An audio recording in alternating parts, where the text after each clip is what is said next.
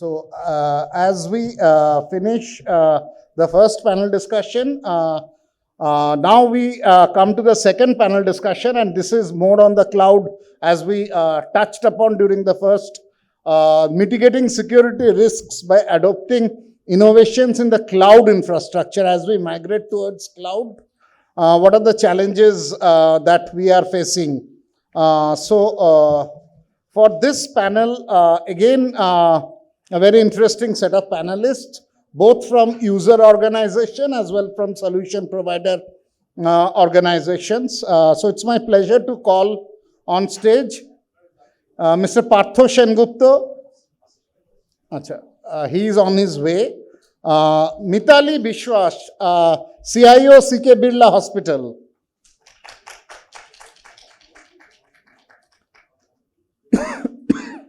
Mr. Kaushik Shah, Group CISO, RPSG Group.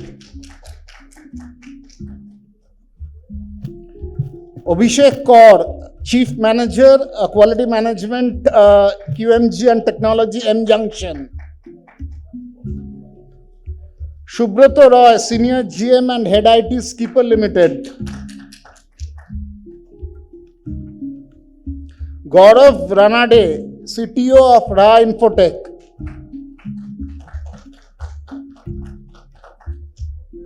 Manoshi Shah, founder owner of Macos Infotech.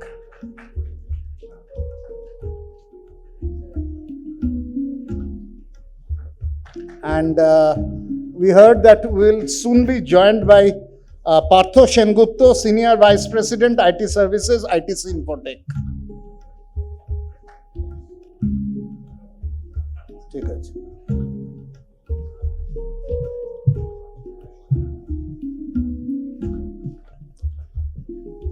So let me start. We already heard the challenges of digital healthcare in one of the earlier sessions. So let's start with healthcare, and I'll come to Mitali Bishwas for that. Now, even lot of these even healthcare-based applications are migrating to cloud. Then more pertinently, again during COVID, what has accelerated is the telemedicine and the e-medicine, those aspects. So when this migration towards cloud or adopting infrastructure from somewhere is happening, what are the security challenges that you are facing, and how do you mitigate those challenges? Okay. Thank you.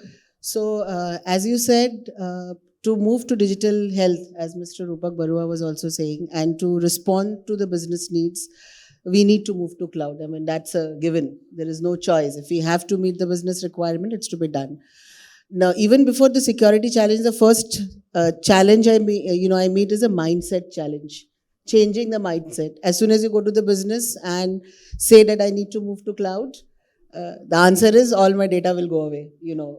That's the mindset. So even before you move to cloud, migrate to cloud, the first challenge is changing the mindset of your business, and also probably partly your IT team also. Because traditionally healthcare has been so used to having their data on premise. It's a very big change for them to move data outside the premises. So that's the first and foremost challenge, I would say.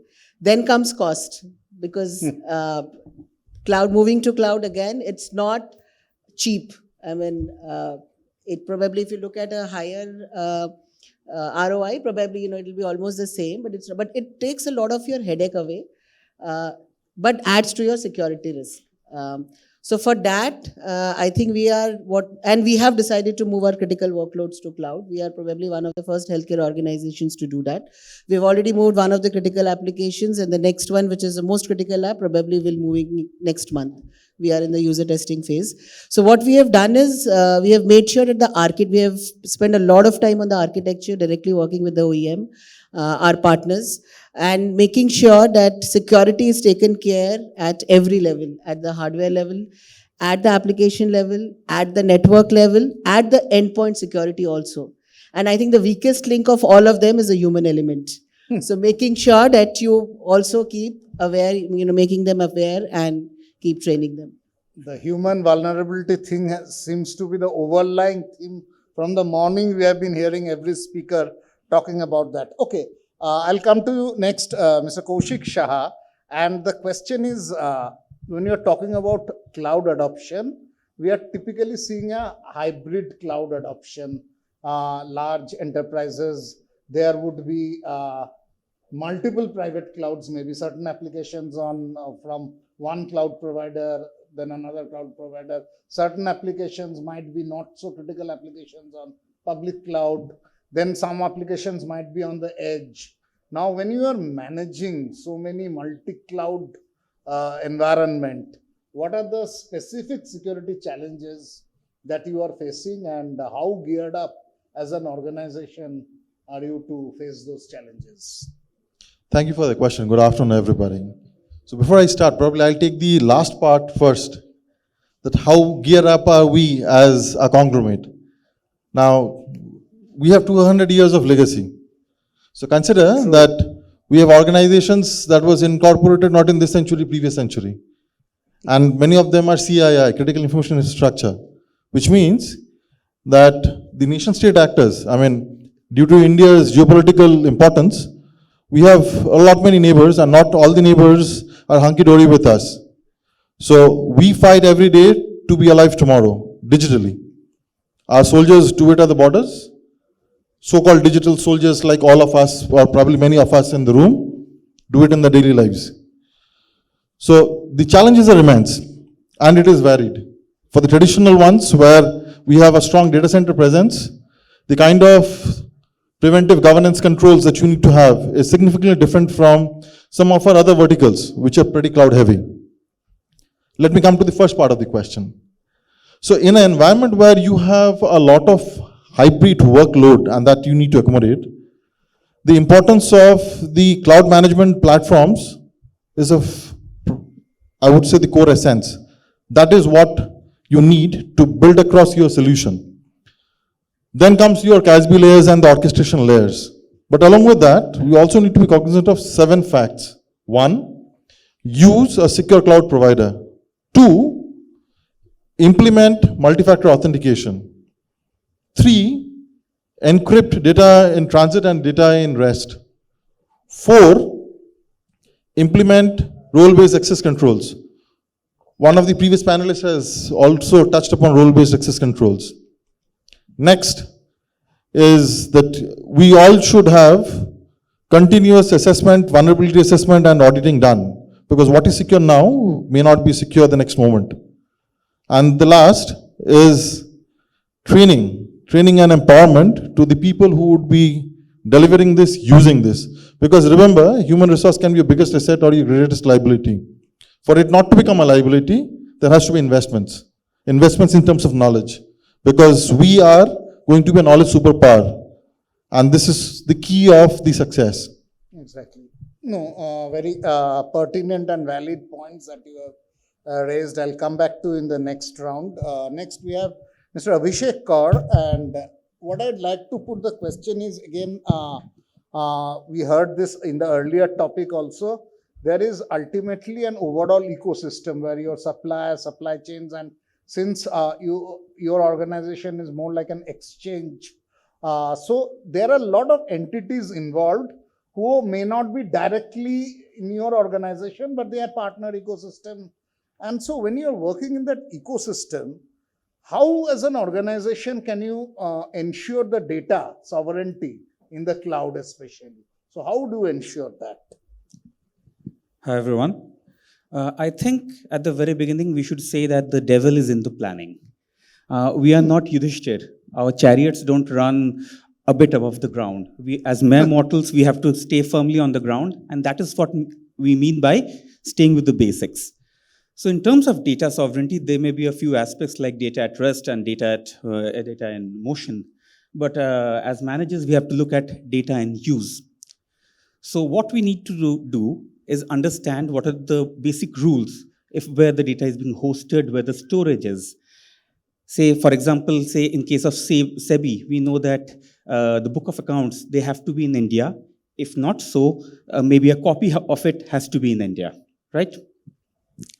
So keeping that thing in mind, what we need to do is first of all, find out the purpose and the requirement. Where are you going to host the data? Where is it going to be? Okay? And then it's better to do everything of something rather than doing something of everything. So if we have one standard, one set of rules, we should aim at implementing it in details from A to Z rather than looking at everywhere else. So basically find out the rules and the requirements which are the most stringent, see your own requirements and then apply them. So that's the first one.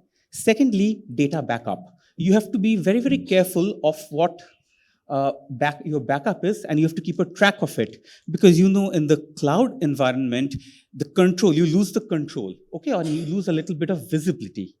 So you have to be more and more stringent on that. And as Sir rightly said, we can't let things go. So there has to be continual review, continual monitoring, and a very, very strong check on the access controls. Okay, Thank you. great. Thanks.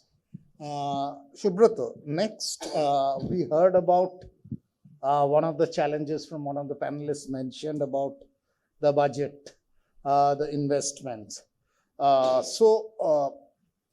the other challenge, which was not directly said, but we talked about that, do all organizations have manpower with relevant skill sets? So how do these two challenges, the budgetary constraints and lack of manpower with relevant skill sets, impact cybersecurity issues when you are migrating towards cloud? Good afternoon, everybody, ladies and gentlemen. And everybody is talking technology here,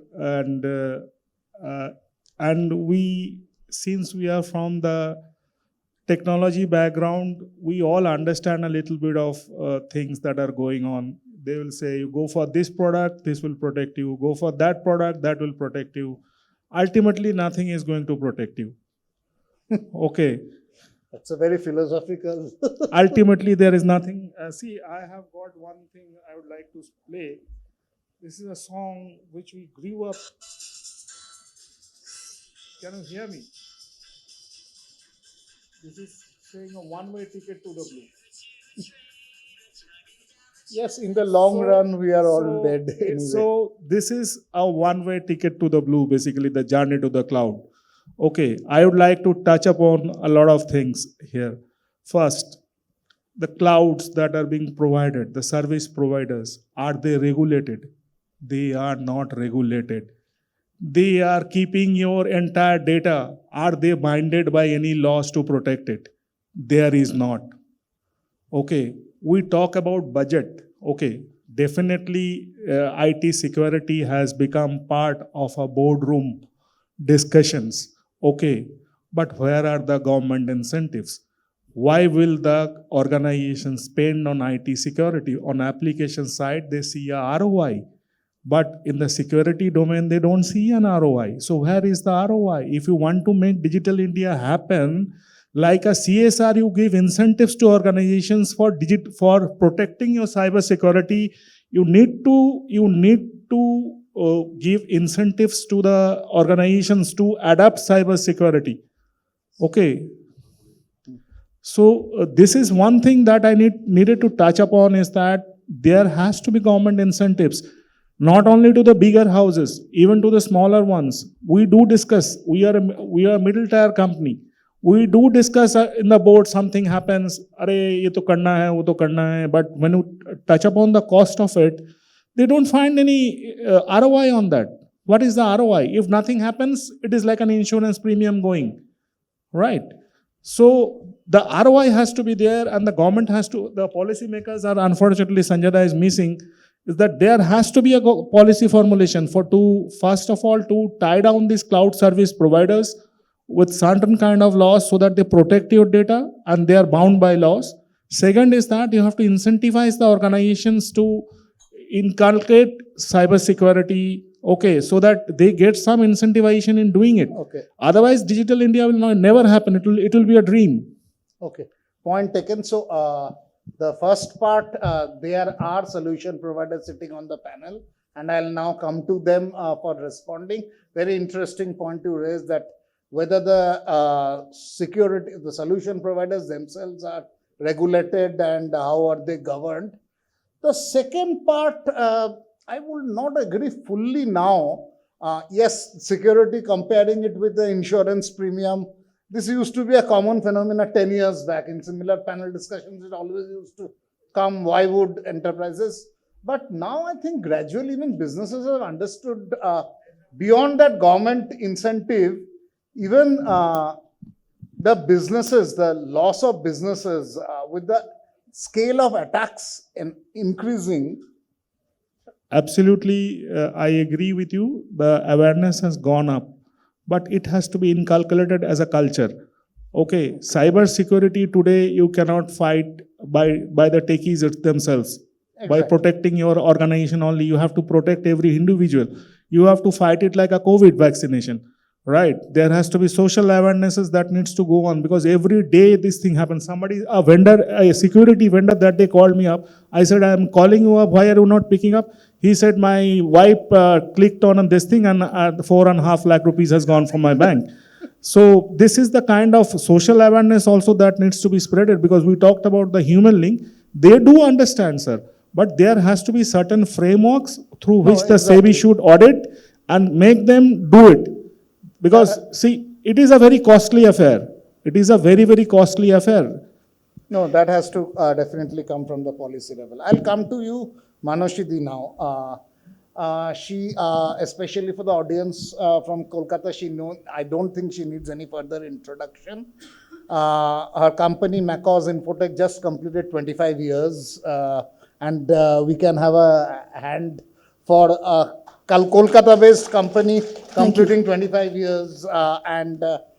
Now you heard, as a solution provider, one, obviously, the basic question which I intended to ask you, how will you help enterprises in that migration towards cloud and help them mitigate the security challenges? And the important point that he raised on, are the solution providers, how are they governed or how are they being regulated? So, Manoshidi. Yeah, good afternoon, everybody. And Macos has completed 25 years just, this was a long journey. I started with assembly language programming and C++ programming, and I started developing the antiviruses.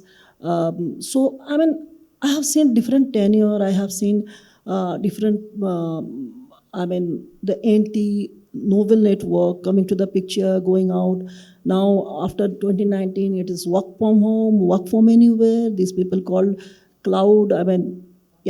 Cloud security is the main thing that is going to happen for next 5 years. But yes, one thing without saying that, whatever I say, people will say, all my customers are here, they will say that Mansi wants to sell something, but no, that is not the thing. What I will say, your security, whether it's on-prem or it's in cloud, you need to focus on one thing, that whether it's up to the mark or not. What I'm saying, the up to the mark means technologically it is number 1, number 2, or number 3, like that or not. Or if you compromise on prices, because see, ultimately we are the solution provider, means we pick up a product, we implement the product in your premises, we give support for that product. So yes, insurance, there are certain companies who, the customer, those who wants to speak to me about the insurance can come forward and speak to me about that. But at the same time, I will say the data is the main thing, whether it's in on-prem or in cloud. So what Kaushik just now told, data in transit, data in rest, and data in memory are the things that you should take care of. But we says one thing, we forget that about cloud is about shared resource, shared responsibilities.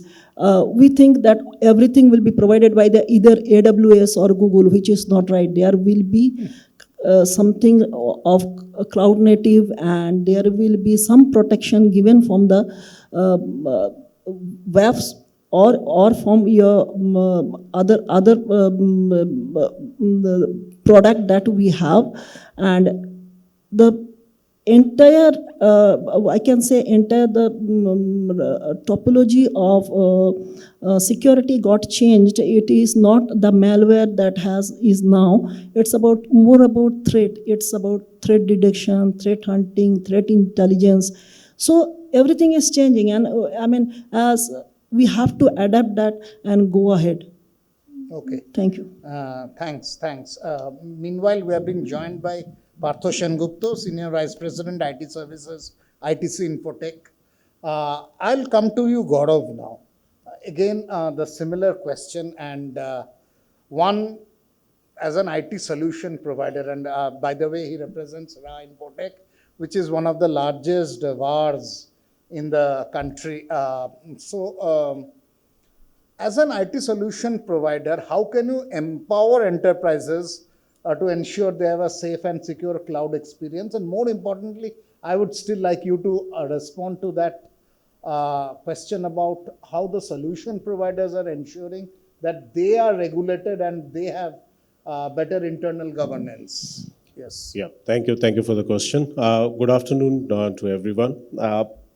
First of all, since morning, as well as we all are aware of the different jargons about the cybersecurity, we know about the buzzwords about DLPs, perimeter security, application security, data security, over the cloud, on premise. We know everything, but still the data is there for the number of breaches we have. Still we are getting targeted over the cloud, over the on-prem itself. So where we are lacking, that's about the best practices. The best practices in terms of the resources, in terms of the product, in terms of the deployment, in terms of the resources, what we had deployed, the strategies, as well as the designing part. So if we know that what is exactly the packet flow, what exactly the source of the data, the destination, that if that has been defined appropriately, I don't think that there'll be any kind of the leakage or data breaches, what the number we are getting in. And that the organizations, enterprises which has looked into those mechanisms where it can be fixed properly, designed appropriately, that has been reduced drastically in those organizations. While putting up from on-prem to cloud solutions and how these cloud partners get regulated on certain set of solutions or certain how they can help organizations, I think there are various factors. It's not only about the resources or the practices which comes into the picture, then also that what are the business use cases, how these use cases need to be flown in and out of those entire structure. Heterogeneous networks are there, multi-cloud, hybrid cloud structures are there. Teams from both the sides, team from all the aspect had to sit together and then to understand what are the criticalities, the components, that the technologies or the products will come every single year, every single 6 months. New product, new technology, new OEMs had been added into our list. But what exactly, again, we are missing on that part. That's one technology is very good into the mitigation, but that technology is not able to detect. So if you can't detect, you can't mitigate it. So how exactly the mechanism we are looking at from every single aspect, either from on-prem or over the cloud, and the organizations had to be self-regulated first. You never know that whether that cloud with the partner which has been taken it as a self-regulated for a best security partner, but you never know that what or the which products or the configurations had been misconfigured, like as the certain recent cases we identified that just only single firewall policy has been misconfigured on a single firewall, has given a drastic impact into the industry, and then nationally we have been back on that track. So there are certain factors. I think still it's an evolving industry. We know every single thing. Day by day we are regulating onto our technology aspects and the knowledge on that side, but still we are lacking in design. So 80% wherever we are offering our services, wherever we are designing those particular RFPs, we understand that structure. It's just not only about the budget, resources, every aspect is coming into that picture. Then we have to evangelize to let them understand about the technology. So I think the industry had to evolve, understand, and day by day we'll get into it. Again, for paucity of time, I'll come to a last round and I'll start in that order again with Mithali Vishwas, and it's a rapid fire kind of round. So you have 30 to 40 seconds each of you. And what I would like again is next, say 12 to 18 months. If I may ask regarding security, especially cloud security level, what is the one main key action point that you have in focus? So for me, it is reskilling my own IT team and within my organization, making them aware. I think that's the weakest link I have, Okay, I would say, so- especially in healthcare. Rescaling and raising I mean, the my entire awareness. business runs on WhatsApp, if you ask. So, I mean, the nurses, That's- making that's them. a reality. Yes. So, making them aware, I think that's my highest priority. Sure. Mr. Kaushik I will take it. For my organization, I will say, accept the situation, transform and evolve. That is the benchmark of mine. I was about to ask from a solution provider Yeah. perspective, many of these organizations and their peers would be working with you. So, what sort of prescription would you sort of give to these organizations? Your See, customer first of all, you don't organizations? think that I am a doctor. I mean, first, this is a miscommunications, or you are having a misidea about this one. And I will say I am a person who wants to be with the customer. So if there is any sort of pain area, that is the customer's pain area is my pain area. Being an owner of the company, I am saying that I have done for 25 years. So whatever comes, I'm with them. And the technology is always, I mean, I have to, whether I like it or not, I am forced to take it. So that's from my side. Empathizing Yeah. with the customers. Mr. Kaushik Shah, your key action point. Well, I would have 6 things to be done in 2 blocks. One is the governance risk control. That needs to be improved across the conglomerate for the kind of end customers and our employees that we consider. And on the data and the security front, I guess the principal cardinal, I would say the reference points of the game is CIA, confidentiality, integrity, and availability. If we are able to maintain that, we are good. Great. Thanks. Mr. Abhishek Kaur. Well, security is mortal's chiefest enemy, I guess, as per Witch's dialogue Macbeth. So definitely in the next 12 to 8 months, what we'll be looking at is enhancing user awareness, rightly as ma'am said, not only for the system user or the privileged access user, but also for the general user. Because security is all about managing the I weakest think the link in the vulnerability chain. lies more in the general user Exactly. category. Okay. Mr. Shubhrata Roy. See, he talked about the L1 culture. Okay, I am talking about the VIP culture within the organization. That needs to go away. If you cannot have separate IT policies or security policies for different people based on their designations and these things. It has to be for all. That is the most prime important thing. Organizations needs to evolve, and we are trying this and trying to drive it down. Have been successful in certain way. There is lots miles to go, I say, before we sleep. Thank you.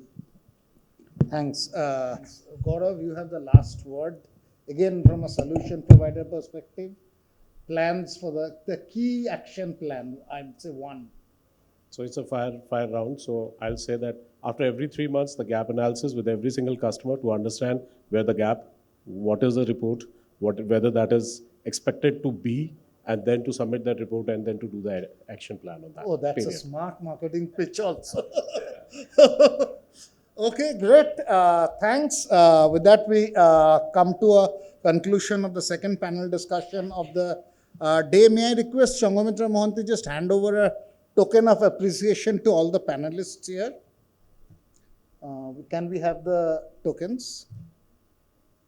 I'll go from this side. Mr. Kaushik Shah.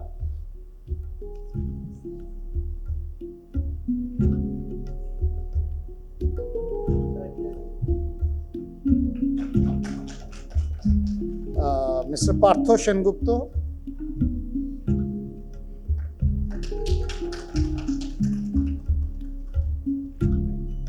Gaurav Ranade,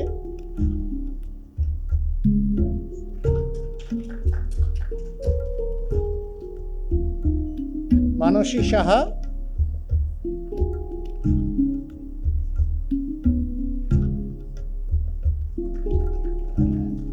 no, we will have a group photo. Next, Mitali Bishwas,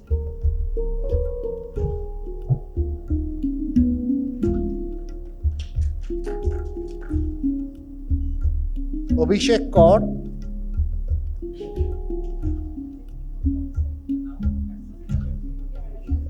it's a little bit cramped here.